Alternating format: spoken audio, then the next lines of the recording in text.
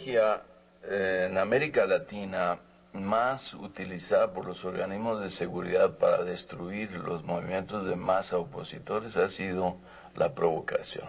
Meter agentes encubiertos a los movimientos, hacer que esos agentes encubiertos saquen del cauce legal y democrático a los movimientos, los deslegitimen y los desprestigien. Y una vez que ya han perdido su base social, entonces los aplastan militarmente. Y creo que el conjunto de lo sucedido en el mes de septiembre, y las amenazas del discurso presidencial no tienen efecto, las amenazas sobre Ciudad Universitaria alrededor del 9 tampoco lo tienen. Al contrario, hay una respuesta de un altísimo valor político que es la manifestación silenciosa. Ahí se despliegan las acciones de los grupos paramilitares posteriormente, que tampoco tienen efecto, y la invasión Ciudad Universitaria no tiene efecto, y forzar la renuncia del rector con una campaña de calumnias no tiene efecto, y intentar detener la resistencia de los estudiantes con acciones policíacas y militares en la ciudad no tienen efecto. Bueno, entonces, digamos, ante todos esos sucesión de acontecimientos frustrados para el régimen, pues da la impresión de que la solución autoritaria es extremar la fuerza para llegar a una solución definitiva. Y a partir de septiembre ya se va viendo que cada vez más se acerca ese final tremendo, ¿no? Desde el momento en que el ejército toma Ciudad Universitaria y de nuevo otra vez se lanza ya en plena refriega contra las escuelas politécnicas, se está casi anunciando que el desenlace de Tlatelolco.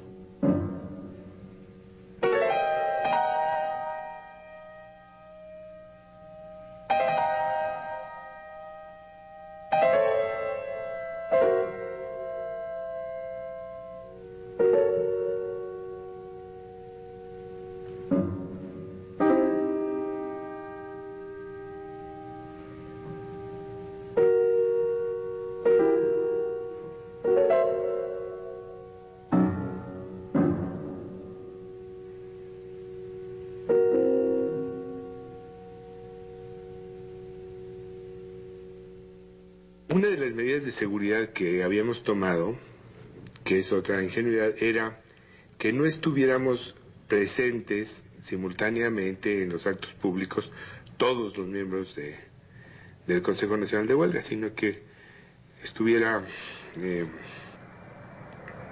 distribuido, que algunos compañeros no asistieran a los actos, precisamente para asegurar que quedaran en libertad compañeros en caso de represión. En mi caso, se suponía que yo no debía estar en Tlatelolco, y lo que hice fue llevar en el carro a un par de compañeros que sí debían de estar y quedarme en la plaza, no en el tercer piso del Chihuahua donde estaban los compañeros, de manera que a mí me tocó vivir estas cuestiones desde ese espacio. Yo estaba en el tercer piso del edificio Chihuahua, donde estaban los micrófonos y los aparatos de sonido.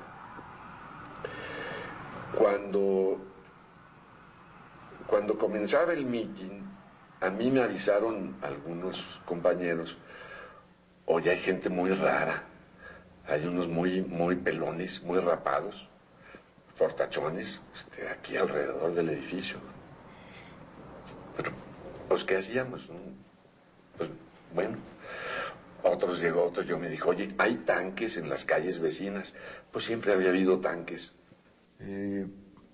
Había mucho nerviosismo en la tribuna, los helicópteros no dejaban de sobrevolar la plaza, había camiones militares y de policías y granaderos estacionados en los alrededores de Tlatelolco. Tanques por un lado, sobrevolaban los helicópteros, soldados por otro. Entonces a mí no se me hizo muy así impactante el hecho de que sobrevolaran los helicópteros, ¿no? Pero sí comencé a oír también lo que te digo, ese marchar de los soldados, las motos, todo eso, y y se comenzó a oír así en la plaza con toda la gente como algo así como algo va a pasar, algo está pasando. Hay gente muy rara allá arriba algo raro está pasando, algo raro. Pero bueno, estábamos tan acostumbrados a que pasaran cosas raras que seguimos subiendo. Y al llegar, Raúl Álvarez nos dijo, bájense y dispérsense. Y no contesten ninguna provocación porque estamos rodeados por el ejército. Entonces esperamos a que diera la hora para que yo empezara a hablar. Entonces ya empecé a hablar, mencioné al primer orador, que fue Florencio López Osuna. Cuando estaba mencionando al segundo orador, empezamos a oír el helicóptero, vemos pasar, estábamos así en el edificio, y del lado izquierdo donde está la iglesia, vemos caer una luz verde. Entonces me dicen, grita que son de Salva. Entonces, no corran, son de Salva, no corran, son de Salva. Entonces me quitan el micrófono y entonces lo tomó Florencio López Osuna. Bueno, no sé quién era el orador, no recuerdo, creo que era el Flaco Osuna, arrebata el micrófono Sócrates cuando ya viene el ejército. Pero hasta entonces viene el ejército, cercando, corriendo contra el mitin desde el puente de Tlatelolco. Y entonces Sócrates, creo que se oyen los primeros disparos, entonces no corran, compañeros, no corran, es una provocación, dice Sócrates, ¿no? Y Florencio López Osuna se queda sin habla y es cuando yo le quito el micrófono y le digo que lo mejor era que no corríamos porque se veía una provocación, ¿no? Los compañeros dicen, calma, no se preocupe, no va a pasar nada, todo está tranquilo, o sea, pues, porque no esperábamos nada. Y yo estaba viendo al tercer piso, porque estoy exactamente enfrente, en la explanada. Y sí, lo único que vi que en ese momento fue que al que estaba hablando, lo agarró así, un guante, así. Yo lo vi clarito como lo echan para atrás. Y a otros. Fueron retirados del micrófono con violencia y apareció un personaje alto respecto a los demás, con un traje oscuro, que empezó a disparar sobre la plataforma y sobre los soldados que se acercaban. Esto en el extremo derecho del balcón del tercer piso. Y de inmediato la respuesta de cientos de armas en una balacera tremenda, ¿no?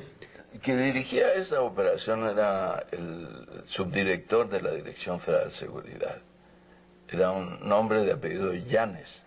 Lo puedo decir ya sin miedo, o espero que no me pase nada. Un individuo de apellido Llanes, y fue el hombre el primero que dispara desde el tercer piso contra la multitud, ¿no? Entraron los agentes y el cuerpo de Batallón Olimpia sometieron a todos los estudiantes que estaban en el piso. Entonces todos corrimos hacia el elevador. ¿Y qué nos encontramos? A los de guante blanco con metralleta. Ahora, hijos de tal por cual, para atrás. Para atrás y al suelo, si no aquí los tronamos. Y yo fui quizá el último, no por valiente, sino por bobo, en ser detenido, porque estaba recargado en el barandal, pensando que por qué la gente corría para un lado, venía hacia el edificio, y luego se había dado el frenón, como una ola que pega con algo, y se había regresado. Yo no veía al ejército que avanzaba por abajo del edificio, ya ves que están montados como en zancos. La gente vio al ejército que también venía por acá, vio al que tenía a sus espaldas y echaron a correr hacia el edificio para irse. Y vieron que el cerco era total. Y yo estaba en esas meditaciones, porque se regresaron cuando me apergollaron por acá y yo al suelo. En ese instante vi al de la esquina derecha, un alto fornido, sacar un pistolón y empezar a disparar sobre la gente al azar, así, pum, pum, no al aire, sino sobre la gente sin apuntar, tras. Entonces dije, pues nos van a matar.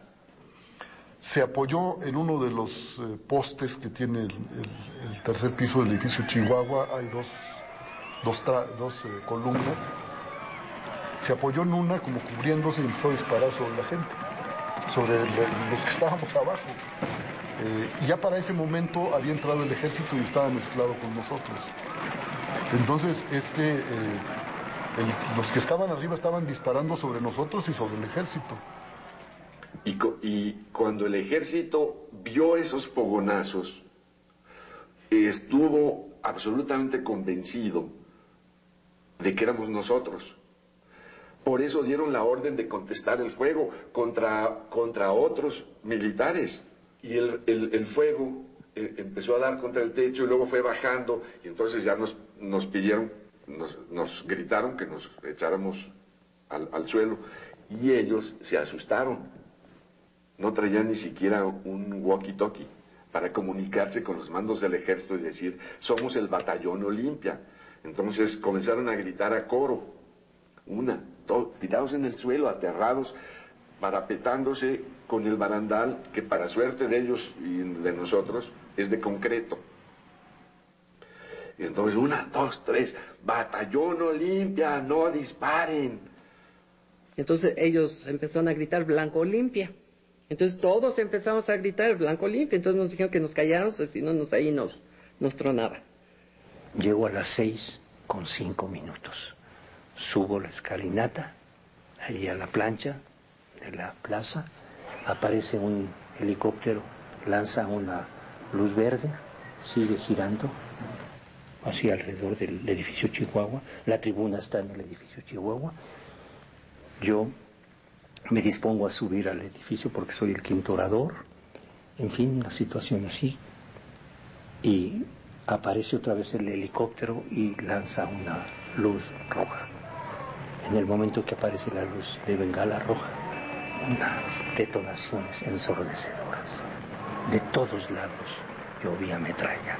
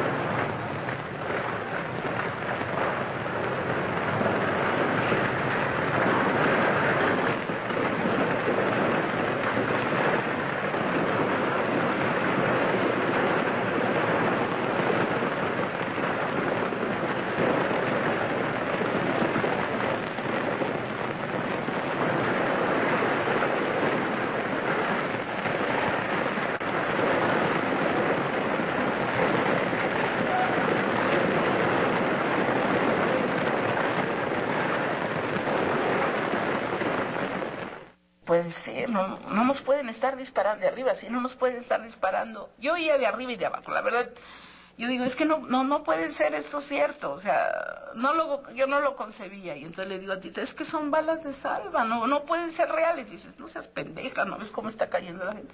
Entonces sí, ya volteé a ver y veo que los compañeros estaban cayendo, ¿no? Alguien dijo, son salvas, pero casi en el momento en que lo decía y yo lo escuchaba, vi un impacto a 2 o 3 metros de altura en una parte del edificio y la caída de un pedazo de revoque del edificio, ¿sí? O sea, estas no son salvas. Y en ese momento mismo casi todo ocurría al mismo tiempo. Vi la caída de 2 o 3 gentes, heridas o muertas, no lo sé realmente. Y bueno, nosotros lo que queríamos era correr y salir de ahí. Lo intentamos, no pudimos porque cuando íbamos a llegar a la orilla de la explanada estaban ahí un grupo de militares disparando, también no sabían ni contra qué disparaban. Creo que todos estábamos igual de aterrorizados. volvimos de nuevo a la explanada buscando el cobijo de más gente, y fue cuando los militares de plano ya nos obligaron a tirarnos al suelo. Algunos los jalaban, a otros de un culatazo los tiraban, porque pues la posición menos riesgosa para el medio de la balacera pues era estar en el suelo. Y ya para ese momento los balazos llegaban de todos lados. Uno podía oír perfectamente que llegaban de arriba y de abajo y de todos los lados. Pronto cae cerca de mí un joven, pronto lo auxiliamos otro amigo mío y yo a este joven que no conocíamos. Pronto nos dimos cuenta que era un balazo, le entró en un glúteo, pero emanaba tanta sangre que era una bala de mucho calibre, probablemente expansiva, no lo sé. En este momento emanaba demasiada sangre, le tapamos entre ese otro amigo y yo con la mano, queríamos tener un pañuelo, gritábamos que viniera el auxilio. Viene precisamente las tanquetas disparando y todo, hacen boquetes sobre el edificio Chihuahua, hacen un reparto de metralla por todos lados. Yo me tiro al piso, trato de levantarme y el miedo es terrible. Las piernas me fallan, no puedo levantarme. Aquí viene lo más tremendo de mi vida, terrible, el compromiso más grande de mi vida. Se acerca un muchacho y me dice: maestro, levántese, vámonos, porque si lo ven lo matan. Vamos. Me toma del brazo, aquí de la derecha, nos vamos así. Yo no podía caminar, era tal el pánico, lo que ustedes quieran considerar. Caminaríamos, no sé, yo creo que unos 10 metros, no puedo calcular. En el momento en que voy aquí con él, una bala le atraviesa la cabeza. Esa bala era para mí, un chamaco de 18, 20 años, universitario, poli, de la normal, de alguna escuela particular, campesino, obrerito, quién sabe. Ahí cayó a mis pies. Recuerdo el fragor del fuego o de las armas que se dispararon en ese momento, en todas direcciones, y de un grito que todavía me tiene muy conmovido, que es hay que salvar a los muchachos del consejo, hay que salvar a los del consejo. Como esta idea de que había que salvar a los compañeros del consejo porque eran los que garantizarían la continuidad, ¿no? Una protección a la dirección. Y nos metimos en el edificio de al lado y empezamos a subir escaleras tratando de encontrar una azotea, porque pensábamos que si los tiros venían de arriba, pues si estábamos arriba no nos tocarían. Pero en las escaleras de los edificios había gente que subía y gente que bajaba y gente que subía. Y de pronto se abre una puerta de un departamento y una señora nos dice: métanse. Y nos metimos a ese departamento, la señora cerró la puerta, había como 6 muchachos más ahí, y nos dijo: yo tengo hijos en la vocacional y no sé dónde están, y creo que cualquier madre haría exactamente lo mismo, quédense aquí hasta que todo pase. Y ahí los heroicos vecinos de Tlatelolco nos acogieron a mí y a un montón de compañeros que yo no conocía, eran compañeros del Poli, casi todos ellos, de Chapingo, había un par de compañeros de Chapingo, y había 2 o 3 heridos, no exactamente de balas, sino de caídas, de raspones muy graves en la cara y en los brazos que estaban sangrando, ¿sí? Yo tenía mucha angustia porque sabía que mi hermana también estaba en el meeting, y porque además oíamos gritos de dolor, y porque además empezó a oírse como escaramuzas. De repente arreciaba el tiroteo y luego se calmaba. Y entonces pensábamos: bueno, ya se acabó todo, salgámonos. Empezábamos a tratar de incorporarnos, a salir, y empezaba otra escaramuza y otros tiroteos.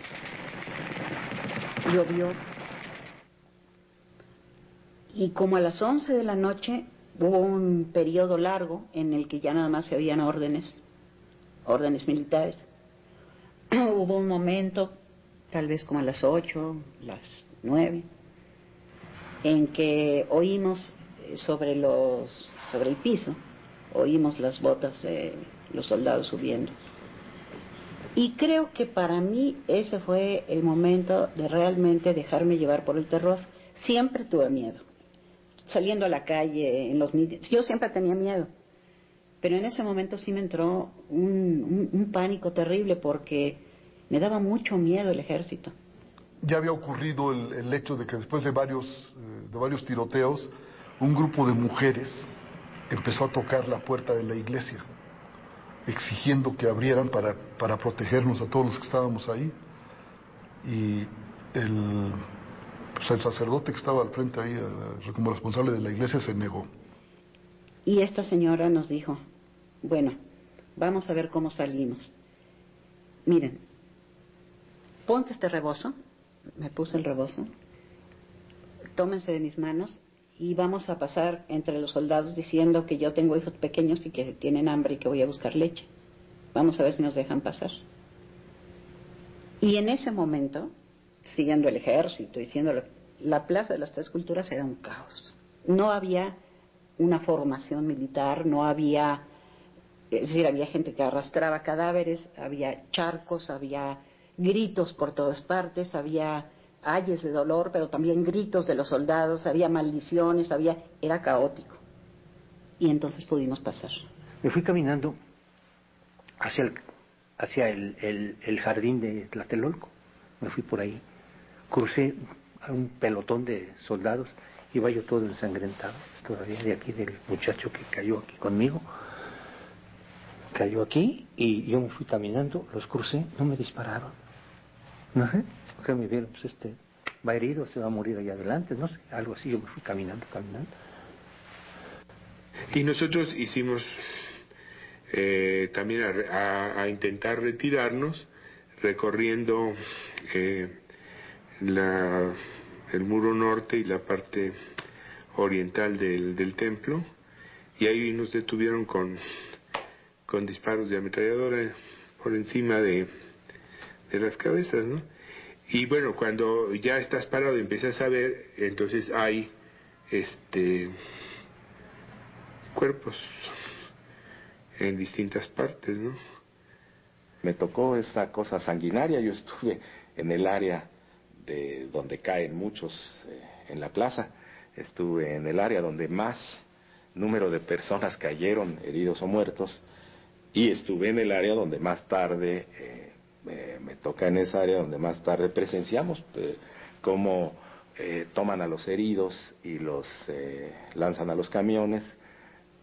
Gritábamos, éramos temerarios, con mucho miedo, pero sí gritábamos que no hicieran eso.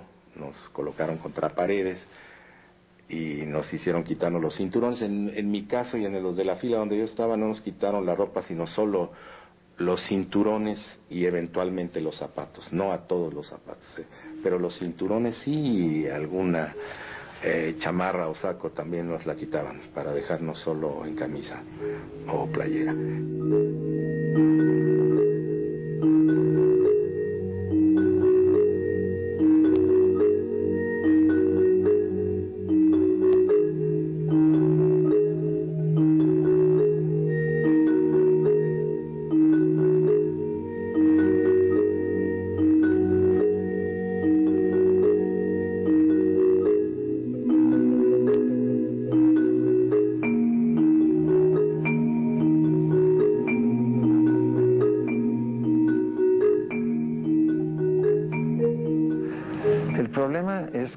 Cuando se aterriza la idea del diálogo, ahí surgen muchas discrepancias, ¿no? Porque diálogo puede ser simplemente cambiar de teatro, cambiar de escenario y pasar, digamos, de las manifestaciones en la calle, ¿no? De la manifestación pública en la calle, a un foro público donde se da le llaman diálogo, pero en realidad es la continuación de la lucha en un foro, suponiendo que ese diálogo, es decir, que esa tremenda confrontación, que esa discusión va a provocar suficientes chispas como para que, usando la metáfora marxista, se incendie la pradera. Para poder dialogar con una autoridad, número uno, tienes que llevar la idea de que en algo vas a ceder y que no es la parte mala y la parte buena, sino que vas a oír qué te propone y vas a ver en qué cedes y en qué no. Y eso no lo puedes hacer ante un auditorio repleto que te va a estar chiflando cada que digas, bueno, eso me parece razonable. ¡Tranza! ¡Traidor! No puede ser. Pero había también la idea de que el diálogo tiene que significar negociación, pactos, sesiones, ¿no?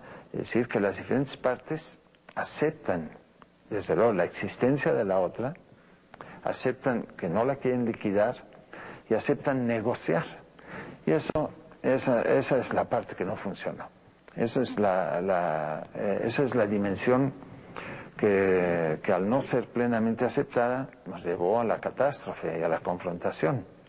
Lo que para mí fue un error del Comité de Lucha, fue tratar de presionar al gobierno en el momento que íbamos a iniciar pláticas, y ellos querían hacer una manifestación de Tlatelolco al Politécnico, donde estaba ocupado por el ejército, y eso era una provocación terrible. Y lo que me parece tremendo también, tremendo, fue la respuesta violenta, muy violenta, del gobierno con la fracción del ejército que haya intervenido. Esa es la parte dramática del 2 de octubre. ¿Quiénes eran los comisionados del gobierno? Nunca se les preguntó ni quién los mandaba, ni qué carácter legal tenían, ni a qué podían llegar, ni nada. Eran los correveidiles chismosos del gobierno que iban ahí a acercarse y nadie les preguntó nada, ¿verdad? Ni tenían eso. ¿A quiénes respondían? Eran empleados de cuarta, los dos. Fue un acto de histrionismo, de ridículo, patético. No había ninguna seriedad. Lo que querían era enviar. Forma es fondo, decía don Jesús Reyes Heroles. Entonces ellos querían cubrir formalmente el expediente, y tiene razón don Jesús, querían cubrir el expediente de que estaban negociando antes de que se diera el acto de la represión. No, es decir, pensar en la negociación en el caso de La Vega es pensar que en ese momento era concebible que hubiera instancias medias. No, había la esperanza de que Díaz Ordaz se olvidara de que era el presidente a la manera antigua. Y no era una esperanza muy concreta, ¿eh? Entonces Echeverría es el que convence a Díaz Ordaz de cambiar la táctica, de aparentar que buscan el diálogo, un diálogo que siempre están posponiendo y que finalmente prácticamente no se llegó a hacer, en lo que preparan una operación terrible para desarticular y desmantelar absolutamente el movimiento estudiantil, que fue la creación del Batallón Olimpia en agosto precisamente, que ya el grupo ya estaba formado por el Departamento del Distrito Federal. Entonces lo utilizan este grupo porril, lo preparan debidamente y lo tienen listo para poder infiltrarlo entre los estudiantes para llevar a cabo la masacre cuando más les convenga. Pues la única manera de calificar esto es como un acto adicional de preparación de la masacre, de traición. Digamos, me parece que se puede escribir una historia que se llama de Chinameca a Tlatelolco, ¿verdad? Y de Tlatelolco a Las Cañadas, porque es la misma técnica de estar ofreciendo una solución política, un acercamiento, y en el momento en el que los inconformes, los disidentes están en una situación de descuido, actuar con toda la fuerza y con violencia, con engaños, con traición, con como hicieron en Tlatelolco, bajo acechanza, ¿no? Con soldados disfrazados de civiles, etcétera. Es un acto de un abuso completo, extremo, brutal, ¿no? El 2 de octubre no fue más que una respuesta burda del Estado, que no supo responder políticamente un problema político con una falsa concepción de autoridad, ¿no? Y yo creo también, ahora a distancia, que había pleitos internos dentro del Estado, ¿no? Porque realmente se dispararon entre soldados de tropa y los componentes del batallón Olimpia, y agarraron a la gente en fuego cruzado, ¿no? Nosotros no traíamos ahí ni gises, pues. Alguien metió mano negra. Es decir, yo por eso sospecho tanto de Echeverría, más que de Díaz Ordaz. Si Díaz Ordaz planea esta operación, el secretario de la Defensa sabe que va a haber militares vestidos de civil que van a estar en donde habríamos estado nosotros, porque ya estaremos detenidos, y no les disparan. Tienen el parte, los mandos del ejército regular, diciendo, va a haber, cuidado, no vayamos a matar compañeros. No hubo eso, no lo supieron, estaban convencidos de que éramos nosotros.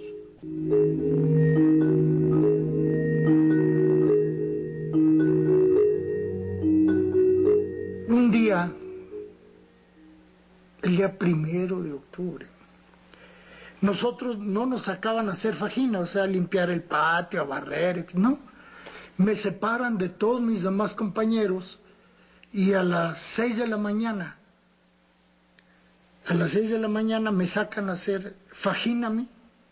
Y estaba yo haciendo fajina y me llegan unos guardias del penal, ¿no? Me dicen, ahora sí te cargo. Pues yo qué onda, no vente. Y me llevaron a la celda donde me habían aislado la noche anterior y estaba escrito con carbón y con falta de ortografía: chingue a su madre y a Ordaz, su padre cabeza de vaca.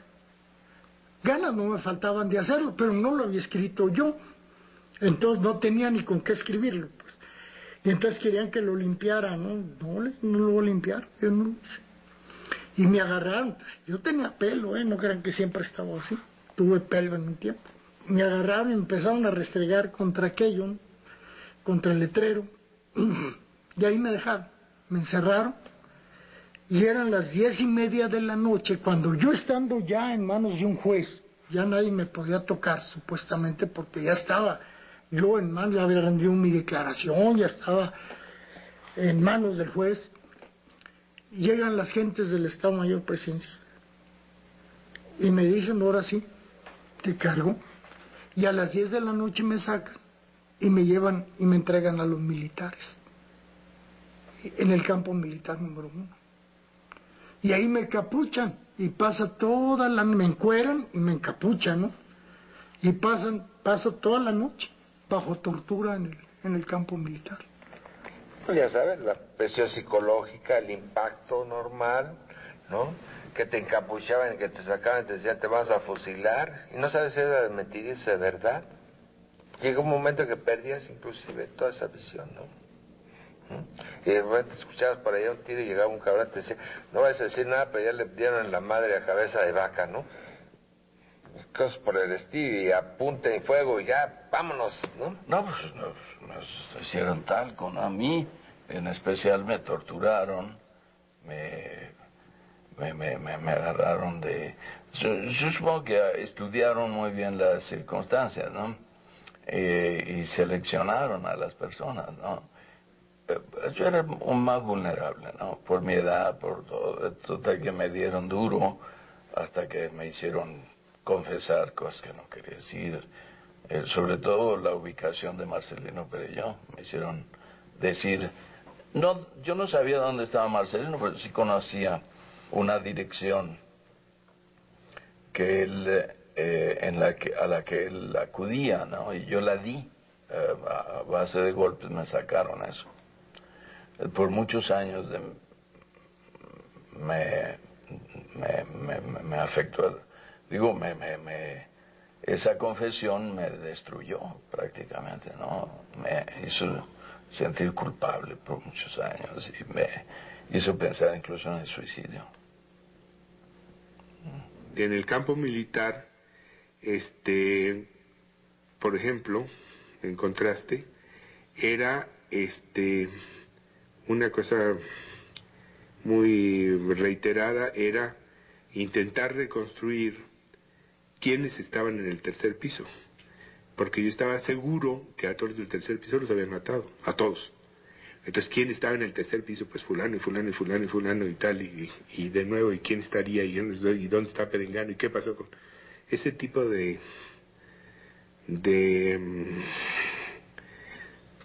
preocupaciones, ¿no? Eso es. Tenían planeado detenernos, ya estaba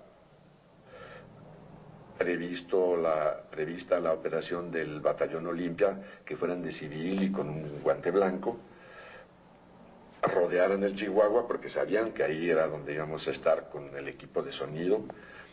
Eso estaba previsto, nos iban a detener. El ejército iba a rodear Tlatelolco para filtrar, detener a todo el mundo e ir filtrando. A ver, tú vete,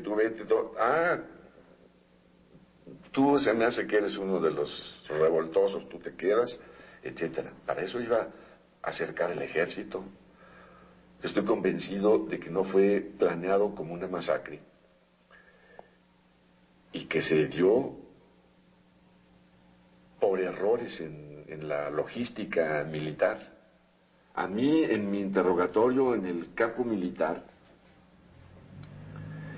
cuando comencé a decir esto, eran dos militares, yo no sé de grados y de cosas, pero traían una franja, era verde y una franja roja muy ancha. Un uniforme muy bonito, muy elegante. Y me metieron a un cuarto oscuro, y dije, pues ya, aquí la madriza va a hacer, a ver, cuenta qué pasó.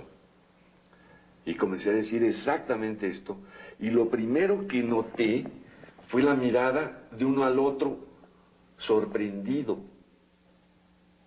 Es que eran militares y bla, bla, y gritaban batallón. ¿Cómo gritaban? Batallón Olimpia, no disparen. ¿Pero por qué gritaban?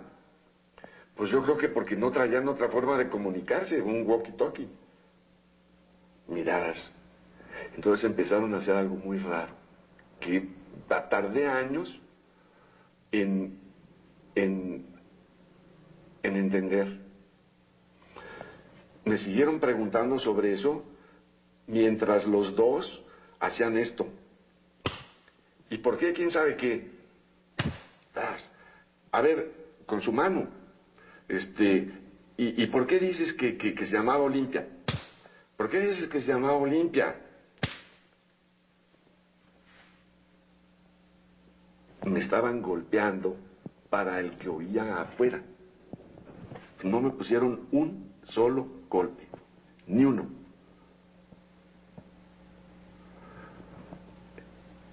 Eran militares y afuera había policías judiciales, había militares de otros y había policías de todo tipo y gente pues ahora sí que comisarios políticos que estaban encargados, como el que cuando ya me sacaron, curiosamente sin estar bañado en sangre, luego de tanto golpe, comisarios políticos como el que estaba junto al agente del Ministerio Público, que cuando dije todo esto ya para que lo escribieran, decía, eso no se escribe. Estos dos militares, los golpes, te hacían la pregunta y esto y lo otro. Cuando ya dije todo esto que acabo de contar, me dijeron, mira, pero así, mira, vas a salir ahorita y vas a decir al Ministerio Público todo esto exactamente como nos lo acabas de contar. No cambies nada. No, pues ¿por qué lo voy a cambiar? Así fue.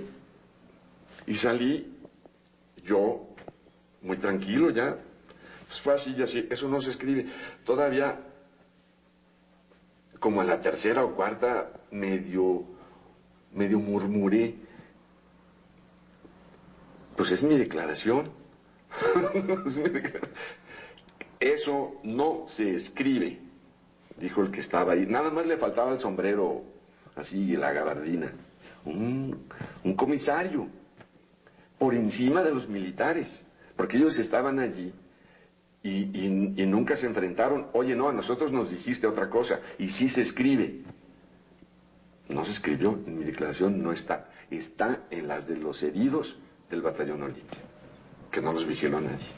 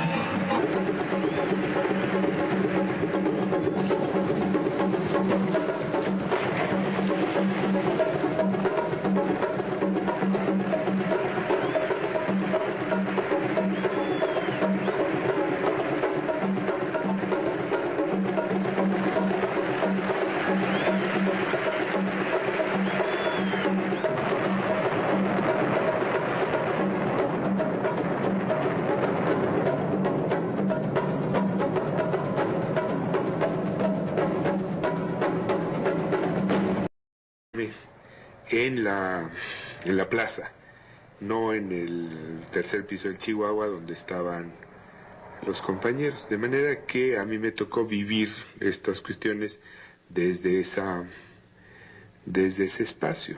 Yo estaba en el tercer piso del edificio Chihuahua, donde estaban los micrófonos y los aparatos de sonido.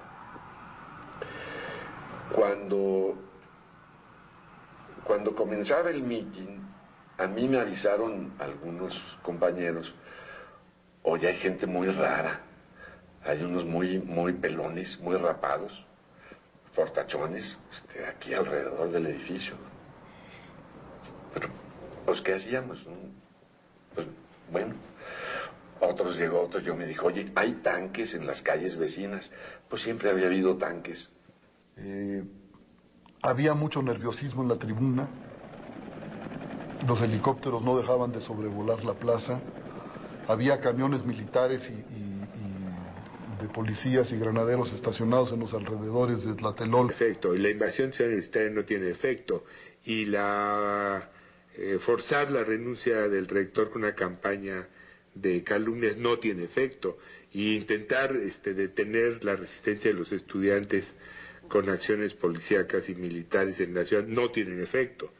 Bueno, entonces, digamos, ante todos esos sucesión de acontecimientos frustrados para el régimen, pues da la impresión de que la solución autoritaria es extremar la fuerza para llegar a una solución definitiva. Y a partir de septiembre ya se va viendo que cada vez más se acerca ese final tremendo, ¿no? Desde el momento que el ejército toma Ciudad Universitaria y de nuevo otra vez se lanza ya en plena refriega contra las escuelas politécnicas, se está casi anunciando que el desenlace de Tlatelolco.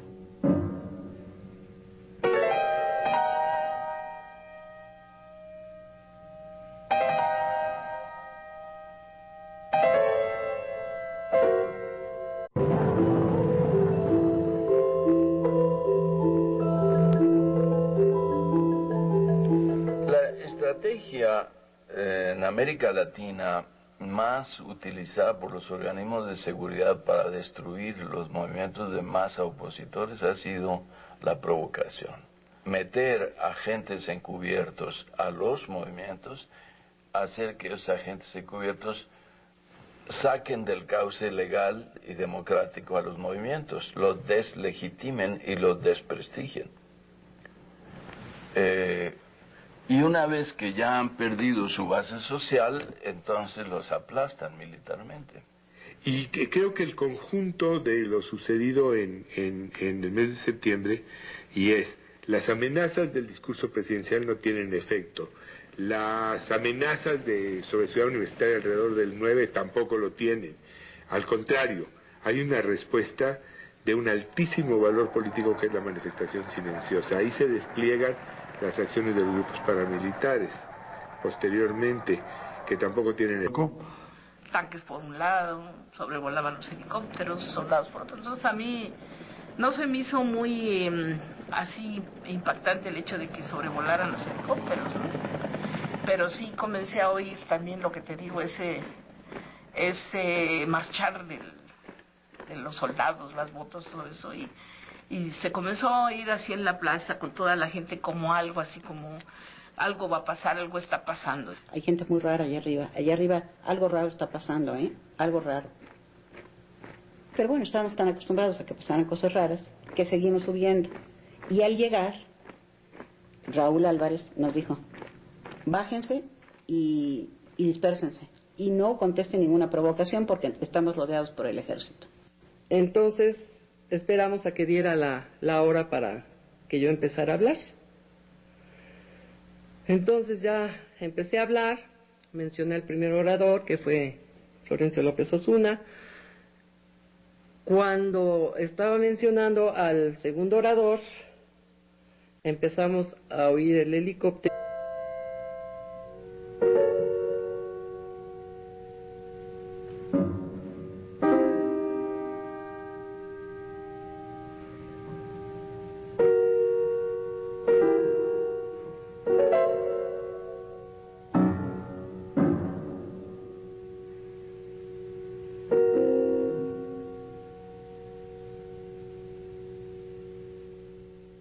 Una de las medidas de seguridad que habíamos tomado, que es otra ingenuidad, era que no estuviéramos presentes simultáneamente en los actos públicos todos los miembros del Consejo Nacional de Huelga, sino que estuviera